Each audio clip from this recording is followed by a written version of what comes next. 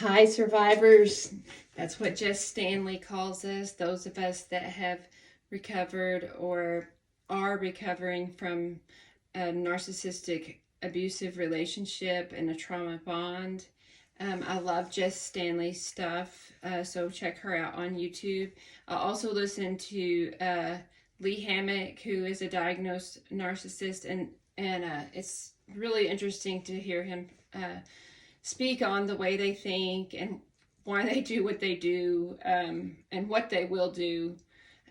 So those are two that I listen to.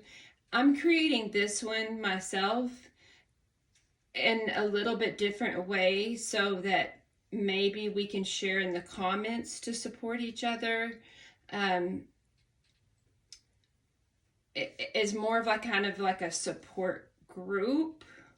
That's kind of what I want to go towards. And through that, I'm just sharing how I'm feeling. And then feel free to comment on how you're doing or how you got through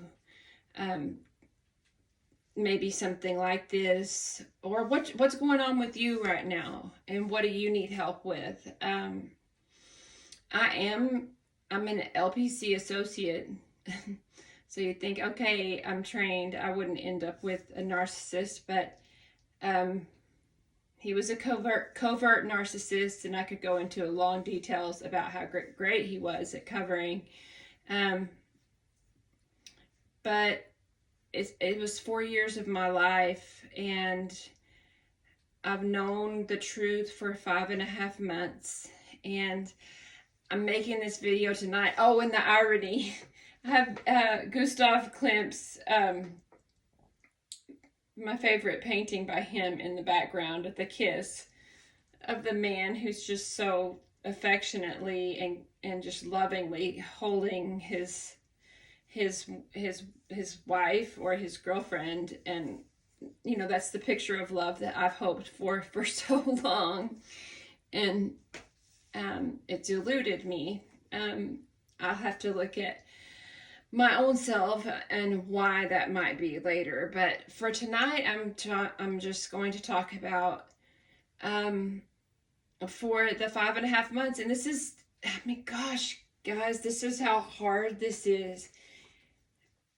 I'm trained in cognitive behavior therapy and dialectical behavior therapy. Now, I do have an illness that prevents me from taking any kind of antidepressants or anti-anxiety. I do think I would be doing better if I could be on medication, because I had been on medication for, I don't know, 13, 14 years, and then I developed this illness, and my body will not tolerate it anymore. So I know I would be doing better, but it's sort of embarrassing, but it's also a testament to how difficult it is to get over a trauma bond and a narcissistic relationship. Because I'm about to tell you that don't think I've gone 2 weeks without sending him an email. He's blocked me from his phone. Things got really difficult between us when I found out the truth. And I called him out on a lot of that. We didn't stop seeing each other right away. It's just so convoluted, the back and forth, and you just sort of ease out of it. And I never wanted to lose what I called the friendship, because to me it felt real. So I would have never blocked him. And he blocked me. And I've tried. Lee Hammock is always talking about building that muscle of going no contact, and I believe in it, and I do much better when I do no contact. But for some reason, around the 2-week mark, I have like this urge. Like, I've been doing pretty well up until 2 weeks usually, and so here I am. And I'm like, no, this time I'm going to battle through it. I'm going to make it to, I'm not going to concentrate on 2 months or 3 months right now. I'm just going to concentrate on making it to 3 weeks. And I'm like, how could I reward myself, without spending a lot of money? But how can I reward myself to make it 3 weeks with, he gets no email from me. And he hasn't returned the last several emails that I've emailed to him.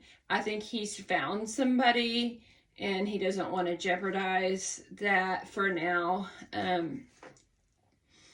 So that's just what I'm struggling with right now.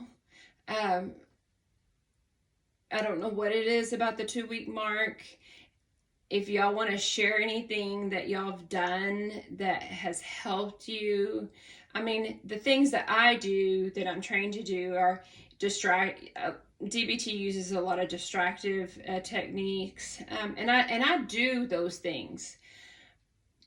I usually, but it's crazy because, I drive around town and I have to drive by his neighborhood sometimes. Have to, because there's a certain store I have to go to. So it triggers. I still dream about him. So, even though I know a lot of these techniques and I know what to do, it's just so difficult. The other thing I will add is I have tried dating a little bit, and it's like every situation, like I just don't feel anything. It's like I do not have feel and right now it's not. I really don't want him back. Like this is the first time it's like, because I probably even 2 or 3 weeks ago, if he would have come to me and said, I know that I have traits of narcissism and I want to get help and I want to get better. And I told him about Lee Hammock, and I want to listen to Lee Hammock and I want to go to a therapist and I want to try this with you. If he had told me that 2 or 3 weeks ago, I would have probably been like skeptical, but probably would have gone forward. Now I'm like, no, I'm good. I mean, it wouldn't work. I'm coming around to the fact that I know that it wouldn't work. And I don't think that I'm going to email him. I think that I've got my routine pretty solidified. I stay busy, and one of the things that I'm doing that I think really helps is I'm running again. So tonight I ran 2 miles, and I think that, the endorphins, it's just, that's been effective. But I just wanted to share that I struggle around this time. I really do. And maybe next weekend, the 3rd, completing 3 weeks, it will build that muscle that Lee talks about, and I'll feel stronger. So anyway, to all of you that are going through this, my heart goes out to you. I know how alone you can feel at times, because sometimes you have no one around you that has been through this. And sometimes they really minimize how you feel. And you feel alone. And it's such a difficult thing to deal with as it is, but to have to go through it alone, oh my gosh. So that's why I'm creating this channel.